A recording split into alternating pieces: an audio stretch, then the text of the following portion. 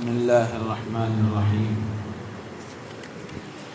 الحمد لله وكفى وسلام على عباده الذين اصطفى، أما بعد، فأعوذ بالله من الشيطان الرجيم. بسم الله الرحمن الرحيم.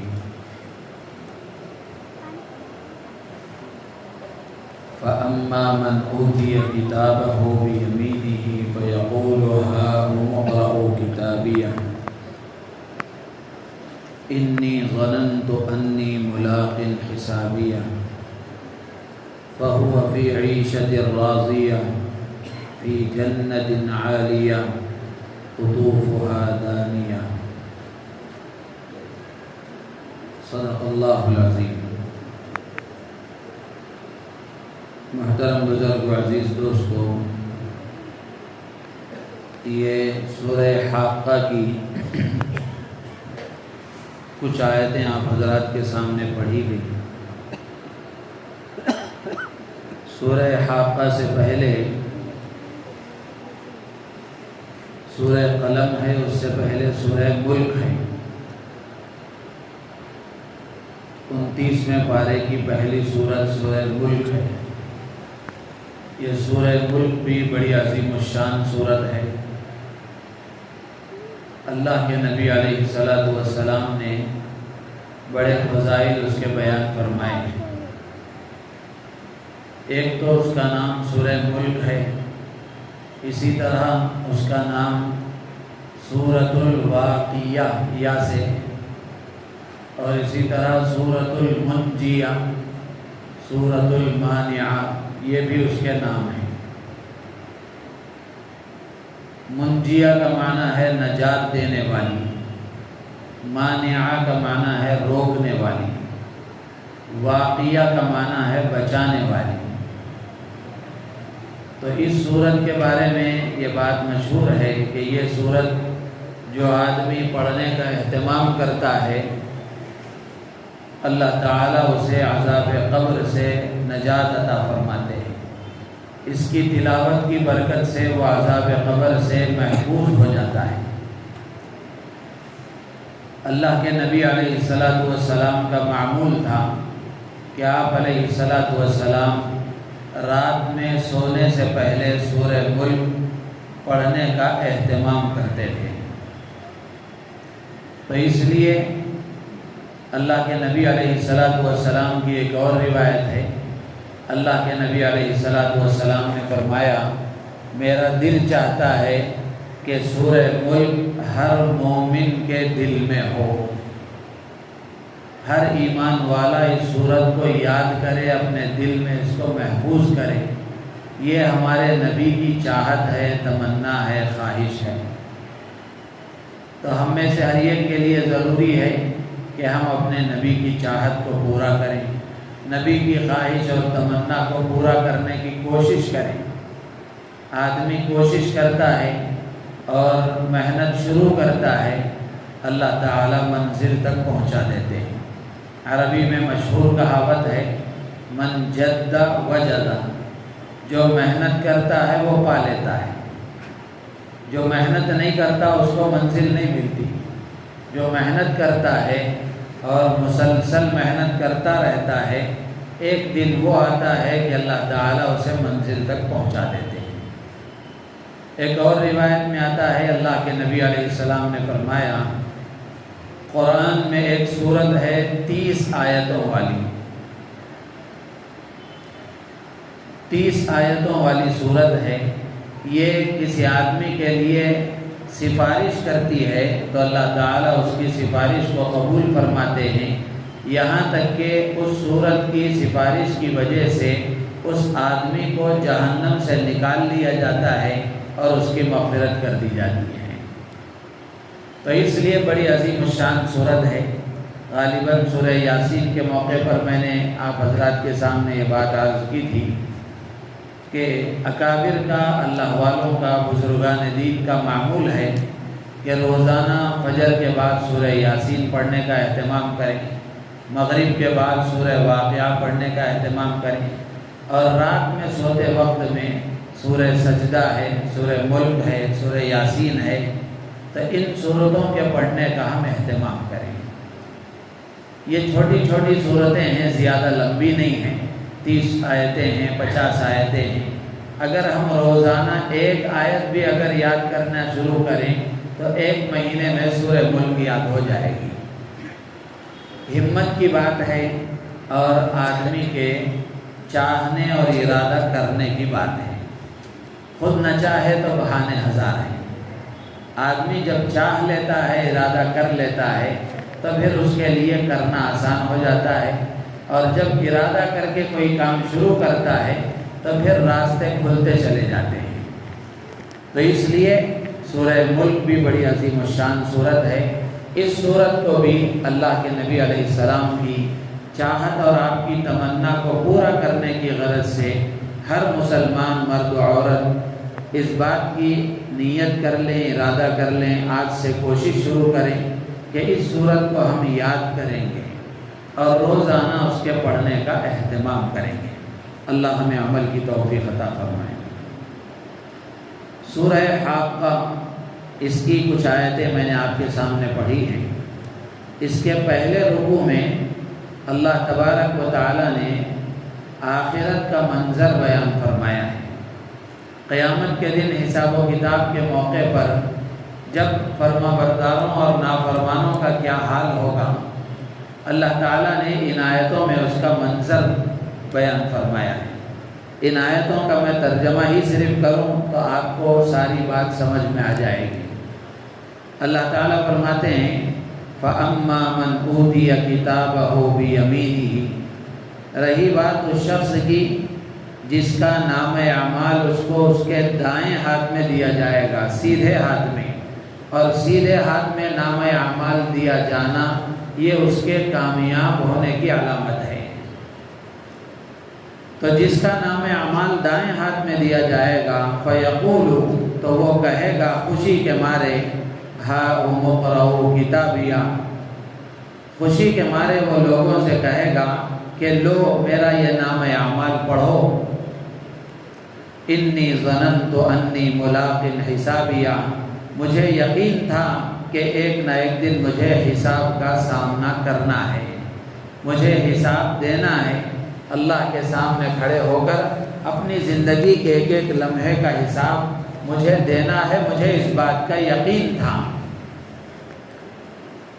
یہاں حضرات مفسرین نے لکھا ہے کہ جنتی کا یہ جملہ جو اللہ تعالیٰ نے نقل فرمایا ہے کہ جنتی قیامت کے دن یہ کہیں گے جب وہ ان کے کامیاب ہونے کا اعلان کر دیا جائے گا اور کامیابی کا پروانہ یعنی دائیں ہاتھ میں ان کا نام اعمال ان کو دے دیا جائے گا، تو اس وقت میں جنتی یہ کہے گا انی ظننت انی ملاق حسابیہ، کہ ہاں مجھے یقین تھا اس بات کا کہ یہ حساب ہونے والا ہے، مجھے حساب دینا ہے۔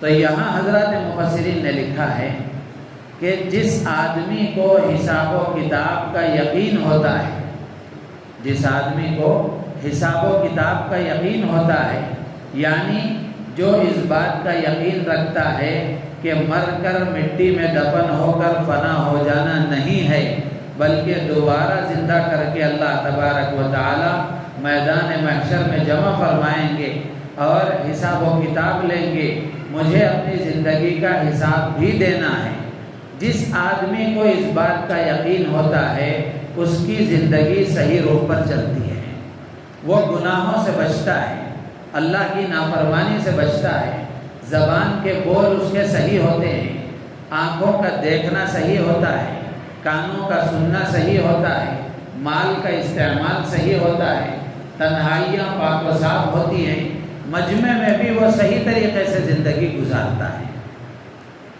آج ہماری زندگیاں جو راہ راست سے ہٹی ہوئی ہیں اور گناہ پر گناہ آدمی کیے جا رہا ہے لیکن ذرا برابر بھی اس کو احساس نہیں ہے، اس کی ایک بنیادی وجہ یہ ہے کہ آدمی حساب و کتاب سے غافل ہے۔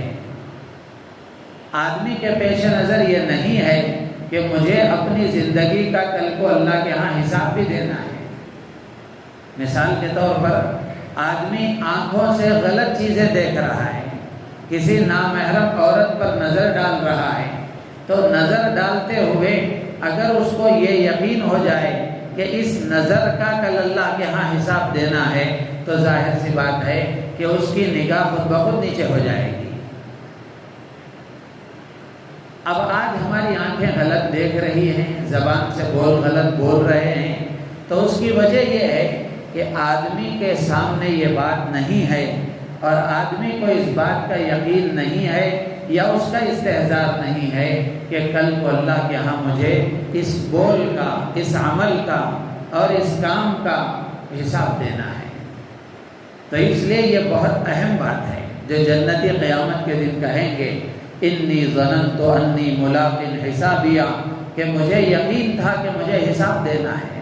اس لیے کہ آگے جہنمیوں کا تذکرہ ہے، وہاں جہنمی کہیں گے جب ان کا نام اعمال ان کے بائیں ہاتھ میں دیا جائے گا تو اس وقت میں جہنمی کہیں گے یہ کیا مصیبت کھڑی ہو گئی، یہ کیا مصیبت کھڑی ہو گئی، یہ نام اعمال کہاں سے آ گیا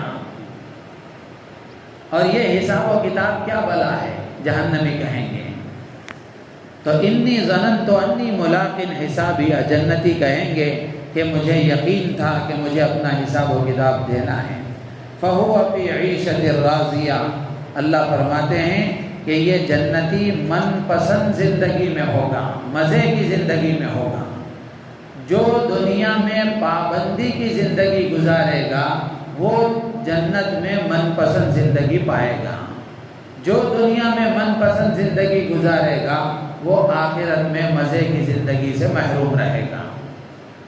یہاں پابندی کی زندگی کا مطلب یہ ہے کہ اللہ کے حکم کا پابند بن کر آدمی زندگی گزارے ہیں، تو پھر آخرت میں مزے ہی مزے ہیں، وہاں کوئی پابندی نہیں ہے۔ جو آدمی چاہے گا، آدمی کے من میں جو بات آئے گی وہ اس کی تمنا پوری کر دی جائے گی۔ قرآن میں اللہ نے فرمایا وَلَكُمْ فِيهَا مَا تَشْتَهِي أَنفُسُكُمْ، اللہ تعالیٰ فرماتے ہیں کہ تمہارے دل کی جو چاہت ہوگی اللہ وہ پوری فرمائیں گے۔ ایک چٹکلا یاد آیا کہ جب یہ بات کہی گئی تو ایک آدمی نے کہا کہ کیا دنیا میں مجھے سگریٹ پینے کی عادت ہے یا بیڑی پینے کی عادت ہے تو جنت میں سگریٹ بھی ملے گا کیا؟ تو جن عالم صاحب سے، جن اللہ والوں سے انہوں نے پوچھا تھا تو انہوں نے کہا ملے گا، لیکن اس کو سلگانے کے لیے جہنم میں جانا پڑے گا۔ ملے گا تو ضرور، چاہت تمہاری ہوگی، لیکن اس کو سلگانے کے لیے جہنم میں جانا پڑے گا۔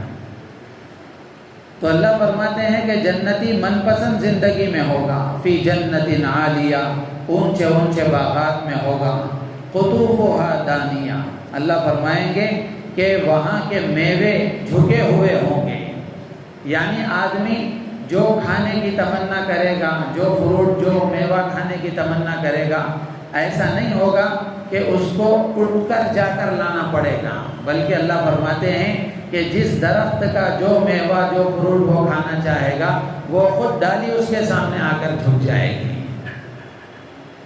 اللہ فرمائیں گے یا فرشتوں کی طرف سے یہ کہا جائے گا کلوا واشربوا ہنیئا بما اسلفتم فی الایام الخالیہ، کھاؤ پیو، مزے سے کھاؤ پیو، یہ بدلہ ہے تمہارے ان اعمال کا جو دنیا میں تم کرتے تھے، دنیا میں تم نے نیک اعمال کیے، اس کا یہ تمہیں بدلہ ملے گا۔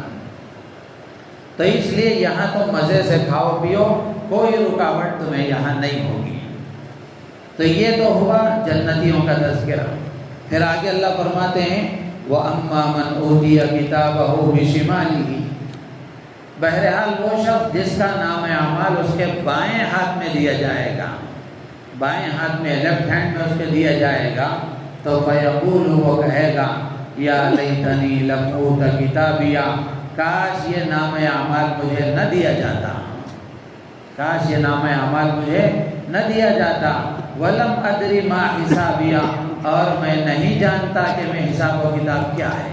جہنمی یہ کہے گا کہ حساب و کتاب کی مجھے خبر نہیں تھی اور میں نہیں جانتا کہ حساب و کتاب کیا ہے۔ جنتی کہے گا کہ ہاں مجھے یقین تھا کہ کل کو حساب دینا ہے۔ تب ہر آدمی اپنے بارے میں سوچے کہ ہماری 24 گھنٹے کی زندگی میں کیا ہمارے پیش نظر یہ بات ہے کہ اللہ کے ہاں حساب و کتاب دینا ہے، اگر اس استحضار کے ساتھ ہماری زندگی گزر رہی ہے اور یہ خیال ہمیں ہر لمحہ آ رہا ہے، تو پھر آدمی کو یہ اطمینان کر لینا چاہیے اور یہ سمجھ لینا چاہیے کہ کسی نہ کسی طریقے سے جنتی کے ساتھ مشابہت ہے۔ اور اگر خدا نخواستہ اس کے علاوہ دوسری بات ہے، حساب و کتاب سے غفلت ہے، اللہ کے سامنے جواب دہی کا احساس نہیں ہے، تو پھر آدمی کو ڈرتے رہنا چاہیے کہ یہ علامت ہے جہنمیوں کی۔ یہ جہنمی کہیں گے کہ میں نہیں جانتا حساب و کتاب کیا ہے، پھر جہنمی کہے گا یا لیتہا کانت القاضیہ، کاش موت پر ہی قصہ ختم ہو جاتا، دوبارہ اٹھایا نہ جاتا اور یہ حساب و کتاب کا مرحلہ نہ ہوتا، اور پھر میرا نام اعمال بائیں ہاتھ میں دے کر مجھے یوں رسوا نہ کیا جاتا۔ ما اغنا عنی مالیہ، دنیا میں آدمی بے دینی کی زندگی، نافرمانی کی زندگی، عیاشی کی زندگی گزارتا ہے، اس کا ایک بڑا سبب اس کا مال ہے، اس کا ایک بڑا سبب اس کا مال ہے کہ مال آتا ہے، اگر صحیح تربیت نہیں ہے، صحیح دینداری نہیں ہے، تو پھر آدمی کا یہ مال اس کو غلط راستے پر لے جاتا ہے۔ تو قیامت کے دن آدمی کہے گا ما اغنا عنی مالیہ، میرا مال میرے کچھ کام نہیں آیا، میرا مال میرے کچھ کام نہیں آیا۔ اگر آدمی صحیح طریقے سے مال استعمال کرے گا، اللہ کے حکم کے مطابق استعمال کرے گا، اللہ کے ضرورت مند بندوں پر لگائے گا، دین کی اشاعت کے لیے، اللہ کے دین کو دنیا میں زندہ کرنے کے لیے، اعلاء کلمت اللہ کے لیے اگر یہ مال استعمال کرے گا، تو پھر یہی مال اس کو جنت کے درجوں میں لے جائے گا۔ اور اگر غلط طریقے سے استعمال کر کے عیاشی کی زندگی اگر گزارے گا، تو اللہ فرماتے ہیں جہنمی کہے گا ما اغنا عنی مالیہ، میرا مال میرے کام نہیں آیا۔ ہلک عنی سلطانیہ، دنیا میں آدمی کی دین سے دوری کی ایک وجہ یہ بھی ہوتی ہے کہ آدمی کو کچھ رعب و دبدبہ حاصل ہو جاتا ہے۔ کچھ پہلوان قسم کے جو لوگ ہوتے ہیں، اگر صحیح تربیت ان کی نہیں ہے تو پھر یہ رعب و دبدبہ اس کو دین سے دور رکھتا ہے، اللہ کے حکم سے دور رکھتا ہے۔ تو قیامت کے دن جہنمی کہے گا ہلک عنی سلطانیہ، میرا رعب، میرا دبدبہ میرے کچھ کام نہیں آیا، بلکہ الٹا اس نے مجھے تباہ و برباد کر دیا۔ پھر اللہ تعالیٰ کی طرف سے اعلان ہوگا، فرشتوں کو حکم دیا جائے گا خذوہ فغلوہ ثم الجحیم صلوہ، پکڑو اس کو اور اس کی گردن میں توق ڈالو، رسی ڈالو، پھر اس کو جہنم میں ڈھکیل دو، پھینک دو۔ ثم فی سلسلۃ ذرعها 70 ذراعا فاسلکوہ، پھر اس کو زنجیر میں جکڑو جس کی لمبائی 70 گز ہوگی، یہاں کے 70 نہیں، وہاں کے 70 گز لمبی ہوگی، اس زنجیر میں اس کو جکڑ کر جہنم میں پھینک دو۔ یہ ناکامی کیوں ہوئی؟ اللہ نے آگے اس کے اسباب بیان فرمائے ہیں۔ اِنَّهُ كَانَ لَا يُؤْمِنُ بِاللَّهِ الْعَظِيمِ، اس لیے کہ یہ اللہ پر ایمان نہیں رکھتا تھا، اللہ کی ذات پر یقین نہیں رکھتا تھا، وَلَا يَحُضُّ عَلَى طَعَامِ الْمِسْكِينِ، اور مسکین کو کھلانے کی ترغیب نہیں دیتا تھا، خود بھی ضرورت مند بندوں کا خیال نہیں کرتا تھا اور دوسروں کو بھی اس کی ترغیب نہیں دیتا تھا۔ اللہ فرماتے ہیں فَلَيْسَ لَهُ الْيَوْمَ هَاهُنَا حَمِيمٌ، آج اس کا یہاں کوئی جگری دوست نہیں ہے، یعنی یہاں کوئی دوست کا ریفرنس نہیں چلے گا، کسی دوست کی سفارش یہاں کام نہیں آئے گی۔ وَلَا طَعَامٌ إِلَّا مِنْ غِسْلِينَ، اور یہاں اس کا کھانا غسلین کے سوا اور کوئی دوسرا نہیں ہوگا۔ یہ غسلین کیا ہے؟ حضرات مفسرین نے لکھا ہے کہ غسلین وہ پانی ہے جس پانی سے جہنمیوں کے زخموں کا خون اور پیپ دھویا جاتا ہے۔ تو اس جہنمی کو اس کے غذا کے لیے، کھانے کے لیے وہ پانی دیا جائے گا۔ لا يأكله إلا الخاطئون، جس کو اس غسلین کو نافرمان اور گنہگار ہی کھائیں گے۔ تو اس میں اللہ تعالیٰ نے جنتیوں کا بھی تذکرہ فرمایا، جہنمیوں کا بھی تذکرہ فرمایا۔